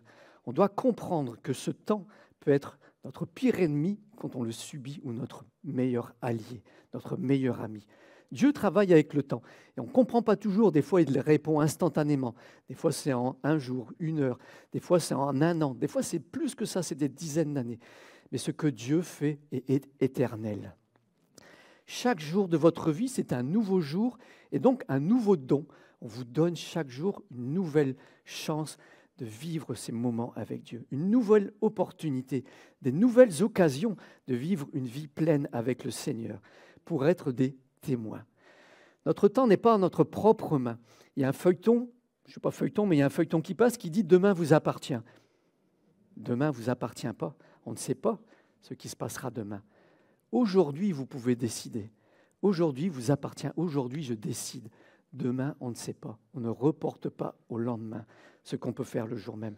Donc aujourd'hui, on peut décider du rôle dans le plan divin que l'on va prendre. Choisir d'être avec Dieu pour annoncer cette bonne nouvelle à ceux qui sont autour de nous et répandre cette bonne nouvelle. Donc aujourd'hui ensemble, on peut louer Dieu pour notre si grand salut et répondre à son amour parce qu'il nous donne son amour et vivre avec le Seigneur tout près de lui. On décide aujourd'hui d'être encore plus reconnaissant pour sa bienveillance, sa gratitude et ce don précieux de notre salut. Aujourd'hui, on peut décider de lire davantage la parole de Dieu. Parce que c'est au travers de la parole de Dieu qu'il va nous révéler son plan parfait, son plan divin. Et on peut décider aujourd'hui de l'aimer davantage, d'aimer davantage, de passer plus de temps dans cette intimité, mais aussi dans la lecture de la parole. Aujourd'hui, on peut décider. Aujourd'hui, on peut décider aussi que Jésus peut être vu à travers de nous. Quand vous vous promenez dans la rue, vous promenez votre chien, vous allez faire les courses, que les gens puissent voir Jésus dans votre regard, dans votre comportement. Jésus, les personnes vous voient d'abord avant de vous entendre. Et notre premier témoignage est un témoignage muet parce que les gens nous voient. Nous sommes témoins. Et après, on prend la parole. Mais notre comportement, la façon dont on vit est notre premier témoignage.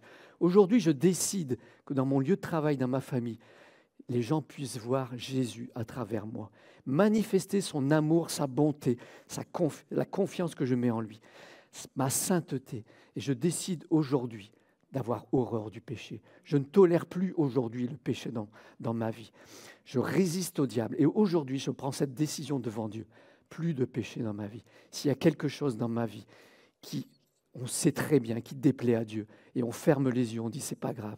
Aujourd'hui, on dit non, plus de péché dans ma vie.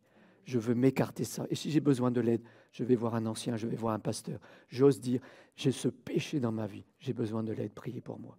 Aujourd'hui. Aujourd'hui, on peut prendre cette décision. Aujourd'hui, c'est un temps agréable pour apporter une parole d'encouragement, une consolation à quelqu'un. Visiter un frère qui est éprouvé, donner un coup de main à une sœur qui a besoin d'un coup de main. Décider d'être actif et bienveillant envers un voisin, une parole d'encouragement à un enfant, parler du Seigneur, avoir envie d'être positif, bienveillant, tiré vers le haut, dire des choses encourageantes et plein de bonté et de bienveillance. Aujourd'hui, on peut décider, je vais pardonner à cette personne, je vais pardonner à ce frère, je vais pardonner à cette sœur. Parce que si, la Bible est très claire, si l'on ne pardonne pas, Dieu lui-même ne nous pardonnera pas non plus. Donc aujourd'hui, je décide que c'est fini. Cette rancœur, cette amertume que j'ai envie de cette frère, de cette sœur, envie de cette personne dans ma famille, aujourd'hui, je décide, c'est terminé, je vais demander pardon. Aujourd'hui, je vais décider d'avoir des paroles d'encouragement. Je vais cesser de détruire. Mes paroles peuvent détruire. Je vais cesser de dire du mal. Je vais cesser de dire « ça ne marchera pas, c'est nul ». Je vais cesser d'être négatif. Je vais donner des paroles d'encouragement. Aujourd'hui, je vais donner ces paroles d'encouragement. Aujourd'hui, on décide de saisir ces moments de Dieu, ces opportunités. Je vais terminer par mon propre témoignage. Moi, je suis né dans une famille catholique. Donc j'ai eu tout le cursus classique, baptême, confirmation, communion. J'ai été enfant de cœur pendant de nombreuses années. Mais j'avoue que je n'ai pas rencontré Dieu. Je cherchais Dieu quand j'étais petit, mais vous allez dire, il l'est toujours, donc c'est pas vieux. Mais quand j'étais beaucoup plus jeune, quand j'avais une dizaine d'années, j'allais dans le fond du jardin et je prenais des petits mots et j'écrivais à Dieu. J'écrivais que je l'aimais. Et je brûlais ces petits mots. Alors, c'était mes signaux de fumée à moi. Je n'avais pas de portable à l'époque, je ne savais pas comment lui parler. Et donc, je lui parlais de cette façon-là. J'écrivais à Dieu. Je brûlais ces petits mots et j'espérais que la fumée monte jusqu'au ciel et qu'il puisse lire mes petits mots. Mais je n'ai pas rencontré Dieu dans cette église. Alors, j'allais à la messe. Alors, des fois, j'allais à la messe le samedi soir. J'avais des cheveux ce cas-là. Je vivais une vie de patachon. Je sortais de la messe. Après, j'allais en boîte. J'étais bourré, rond comme une queue de pelle. Il n'y avait pas d'incidence de ma foi dans ma vie. Dieu, c'était un concept, mais je ne l'avais pas rencontré. Mais je cherchais toujours Dieu. Alors, j'ai cherché un peu comme ce premier témoignage. Donc, on va faire une couverture avec le premier témoignage et avec celui de la fin. Je cherchais Dieu dans l'occultisme, j'étais dans un ordre mystique, les Rosicruciens, je cherchais dans le bouddhisme, de Reiki, je faisais des stages de Reiki, de Tai Chi, de l'ésotérisme. Je cherchais tout azimut et je n'ai pas rencontré Dieu. Je lisais des livres, je finissais un livre, je recommençais un autre. Tous ces livres ésotériques, New Age, ma soif était toujours là. Et un jour, un collègue de travail m'a invité dans son église, une église évangélique à Fécamp, une assemblée de Dieu à Fécamp à l'époque. Personne ne savait que j'allais aller dans cette église, mais en entrant dans cette église, au premier son du piano, j'étais profondément touché par la présence de Dieu. Pendant toute la louange, j'étais bouleversé, en larmes. Je ne savais pas, je ne comprenais pas ce qui me passait. Ce qui se passait, je ne connaissais pas Dieu, je ne connaissais pas cette présence de Dieu. Le pasteur a prêché Isaïe 40, « Consolez, consolez mon peuple, car sa servitude est finie. » Après, il a lu ce passage, on l'a amené comme un agneau. On a ce passage d'Isaïe qui annonce le sacrifice de Jésus. Il a fait cet appel, si quelqu'un veut donner sa vie à Jésus, qu'il avance. Oh, bien sûr, je me suis avancé. J'ai donné ma vie à Jésus. J'ai compris ce jour, j'avais 26 ans. C'est marrant, j'en ai 62, c'est à l'envers. J'en ai 62 maintenant. Mais j'ai compris ce jour que pour rencontrer Dieu, il n'y avait qu'un seul chemin, il n'y avait qu'une seule vérité, il n'y avait qu'une seule vie. Il y avait la croix, il y avait Jésus. Ça n'était qu'en Jésus. Je cherchais tout azimut, mais j'ai compris que ça n'était qu'en Jésus que l'on rencontrait Dieu. Je suis rentré chez moi, j'avais fait plein de voyages, alors comme je cherchais tout azimut, dans le bouddhisme, il y avait une statue d'ébène royale, comme ça, un Bouddha qui trônait sur le meuble. Je suis rentré et je l'ai mis dans l'armoire. Et mon épouse qui ne m'avait pas accompagné, elle me dit, il ne te plaît plus? J'ai dit, non, il ne me plaît plus. Il y avait des masques qu'on avait ramenés de plein de pays. Ça ne me plaisait plus. Et le lendemain soir, avec mes parents spirituels, ceux qui m'avaient parlé de Jésus, le lundi soir, on a tout brûlé. Alors, on pourrait dire, pourquoi brûler ces livres? Mais pourquoi donner du poison? Qu'est-ce que ces livres auraient pu apporter à d'autres s'ils ne m'ont rien apporté? Ce qui nous apporte, c'est la Bible, ce que je continue d'apporter. Et donc, on a tout brûlé dans un feu de joie et de paix. Peut-être que dans l'assistance, il y a quelqu'un qui n'a pas encore donné sa vie à Jésus. Peut-être que c'est le moment opportun, même si c'est le moment pour pardonner, pour décider. Et peut-être que pour des personnes ici, c'est le moment de donner sa vie à Dieu. Merci pour votre écoute. Merci pour ce temps passé avec vous. C'était une bénédiction pour moi. Mais si quelqu'un a envie de donner sa vie, je suis sûr qu'il peut rencontrer maintenant le pasteur et on priera pour lui, pour qu'il ait son moment. Aujourd'hui, le 8 septembre, que ce soit gravé dans ce calendrier. Aujourd'hui, j'ai donné ma vie à Christ. Amen.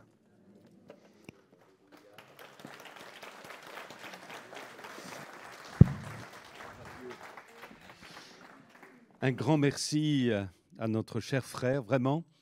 C'est une bénédiction. Vous avez vu, hein? Donc vous imaginez qu'on s'est fait vraiment du bien hier, hein? Voilà, et ça donne envie. Gloire à Dieu. Voilà, c'est ça. Le but est atteint, mon cher frère. Ça donne envie d'apporter la bonne nouvelle du royaume de Dieu. Merci Seigneur. Et c'est incroyable parce que on ne s'était pas concerté et notre frère a parlé d'un témoignage d'une jeune femme, Natalia, qui venait de Moldavie, qui est arrivée à Brest. Et figurez-vous que je l'ai baptisée. Ouais. Je me souviens très bien d'elle, très très bien, une femme brillante et qui, ça faisait peu qu'elle était arrivée en France, et une femme très brillante qui avait appris le français en un rien de temps. Et elle est dans les hautes sphères de la finance aujourd'hui.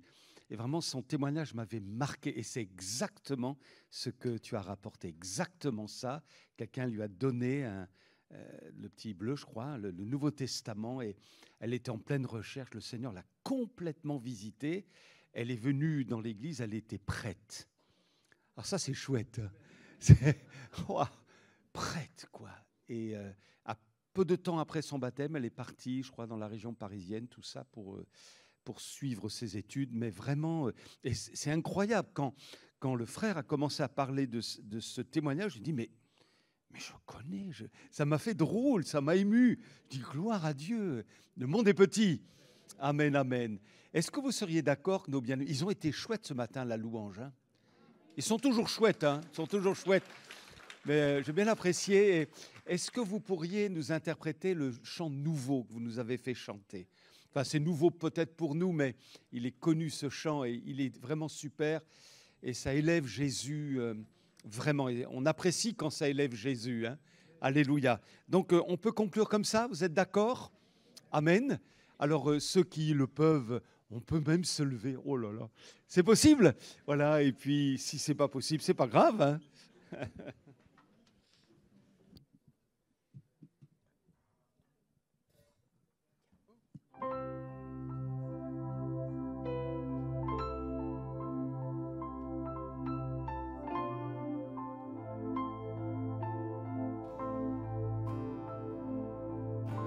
Je veux proclamer le nom de Jésus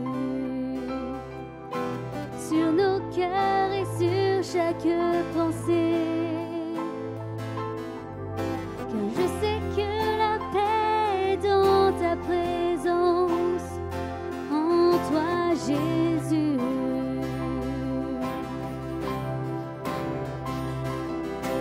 Je veux proclamer le nom de Jésus, afin que toute chaîne soit brisée. Je crois que l'espoir et la liberté sont en Jésus. Ton nom est puissant et ton nom guérit. Ton nom est vie. Tu brises les chaînes, tu perces la nuit, consume tout.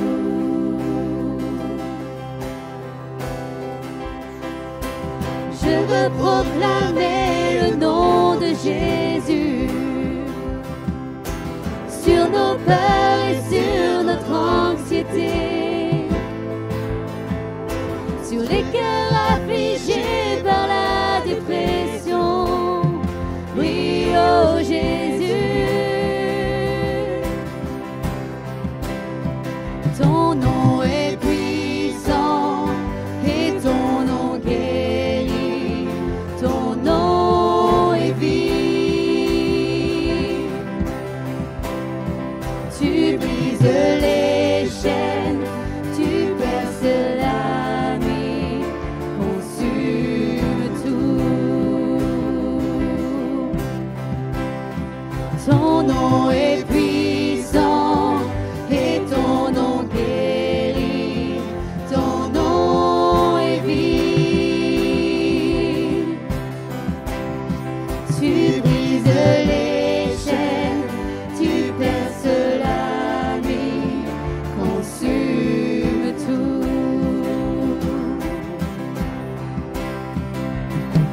Déclarons-le sur les monts, Jésus dans nos rues, Jésus dans les ténèbres et sur tous nos ennemis. Jésus sur nos familles, proclamons son saint nom. Jésus.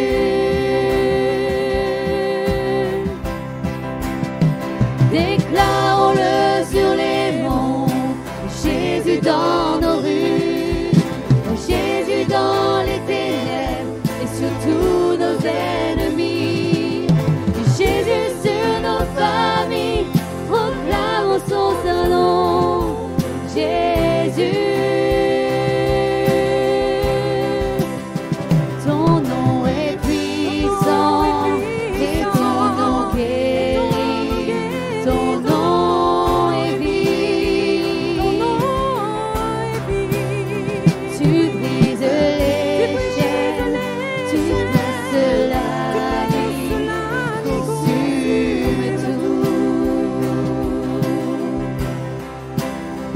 Ton nom est puissant, ton nom guérit, ton nom est vie. Tu brises les chaînes, tu perces la nuit, consume tout.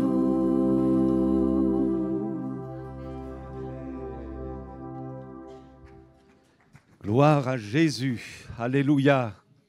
Soyez bénis. Vous avez été bénissants. Amen. Gloire à Dieu. Alors on salue tous nos amis visiteurs. Est-ce qu'il y en a quelques-uns au milieu de nous? Vous vous signalez, vous levez la main, il ne vous arrivera rien de mal.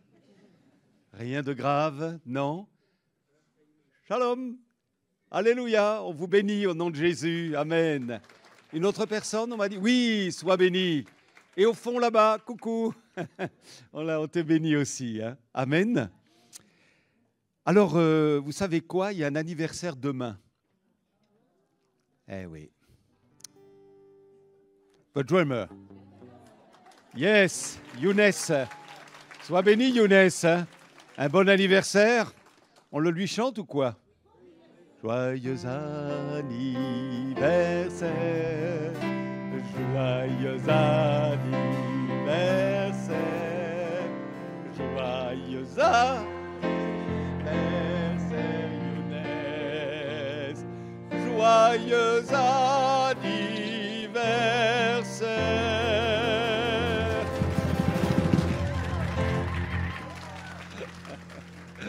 Amen, gloire à Dieu. Alors voilà donc une photo de la formation d'hier. Alors, donc c'est la journée des associations. Il y a un certain nombre de frères et sœurs qui sont déjà sur place. Et le stand se trouve devant le magasin Marionneau, rue des Martyrs, jusqu'en fin d'après-midi. Ils seront très contents de nous voir. Alors n'hésitons pas à les saluer, les encourager. Ils vont présenter donc les activités culturelles de notre assemblée. Vous voyez, ils sont là, tout joyeux et tout souriants. Une bonne équipe, il y a même des crêpes. Vous voyez, donc c'est fort intéressant. De la barbe à papa aussi. Alors il y a les enfants qui viennent, tout ça. C'est l'occasion de tendre une main finalement et d'être une église non pas seulement dans la ville, mais pour la ville. Vous voyez la différence? Pour la ville, non pas seulement dans. Alors ensuite, voilà, jeunesse samedi 21, il y a eu la reprise hier. Vous avez eu un bon moment les jeunes? Gloire à Dieu, c'est encourageant. Allez, on prie aussi pour vous, que Dieu vous bénisse. Donc samedi 21 à 17h. Et puis, alors, notre lieu de rencontre, rue Charles Mouchel, à Elbeuf, au centre-ville. Venez rejoindre les amis. Voilà, gloire à Dieu. Offrande du culte. Et puis, mes amis, soyez bénis. Amen, amen. Un bon retour à chacun. Alléluia.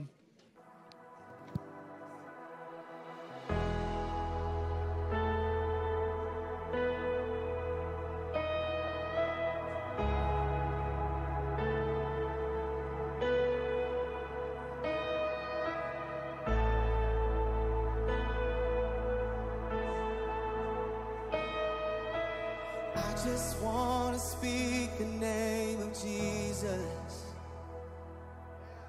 over every heart and every mind. 'Cause I know there is peace within your presence. I speak Jesus.